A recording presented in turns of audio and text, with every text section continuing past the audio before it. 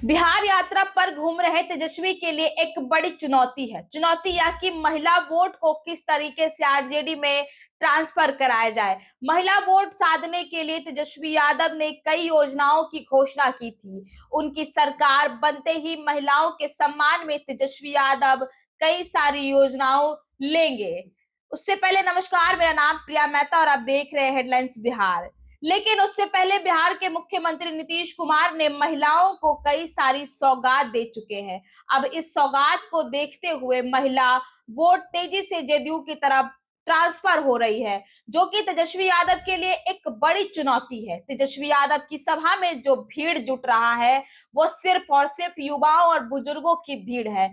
महिला दूर दूर तक नजर नहीं आ रही है, उस सभा में नजर नहीं आ रही है। याद करिए, जब तेजस्वी यादव ने माई बहन सम्मान योजना की बात कही थी, उस समय अपने पार्टी के महिलाओं नेत्रियों के साथ घूम घूम कर बिहार की महिलाओं से मुलाकात कर रहे थे और उनके साथ खड़े होने की बात कर रहे थे। लेकिन अब तेजस्वी यादव बिहार यात्रा पर निकले हैं तो उनकी इस अधिकार यात्रा से महिलाओं को कोई मतलब नहीं है।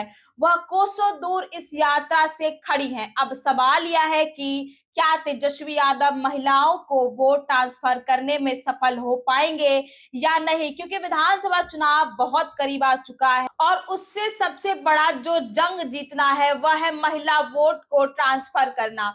क्योंकि कहा जाता है कि नीतीश कुमार महिलाओं के वोट से ही मुख्यमंत्री बनते हैं और इस बार भी साफ दिख रहा है कि महिलाओं को वोट नीतीश कुमार की तरफ से ट्रांसफर हो रहा है। बिहार अधिकार यात्रा की बात करें तो मोकामा में जिस तरीके से तमाम लोगों की भीड़ थी, वहां पर महिला नजर नहीं आई।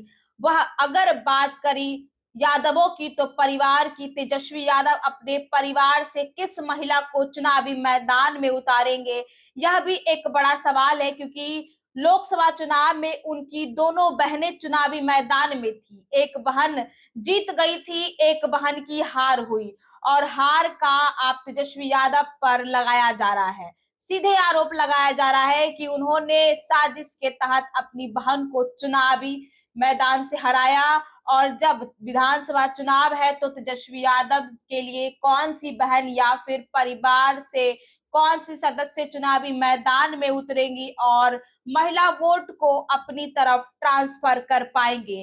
रवि देवी चुनावी मैदान में भी इस बार तो अब उतरने वाली नहीं है।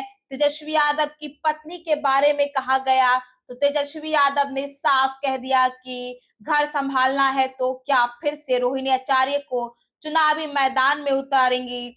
और अगर रोहिणी आचार्य को चुनावी मैदान में उतारा जाएगा तो इस बात से कैसे इनकार किया जाएगा कि रोहिणी आचार्य को फिर से तेजस्वी यादव चुनाव में नहीं हराएंगे। लेकिन फिर घूम फिर कर सवाल यही आता है कि महिला वोट किस तरीके से ट्रांसफर कर पाएंगे तेजस्वी यादव।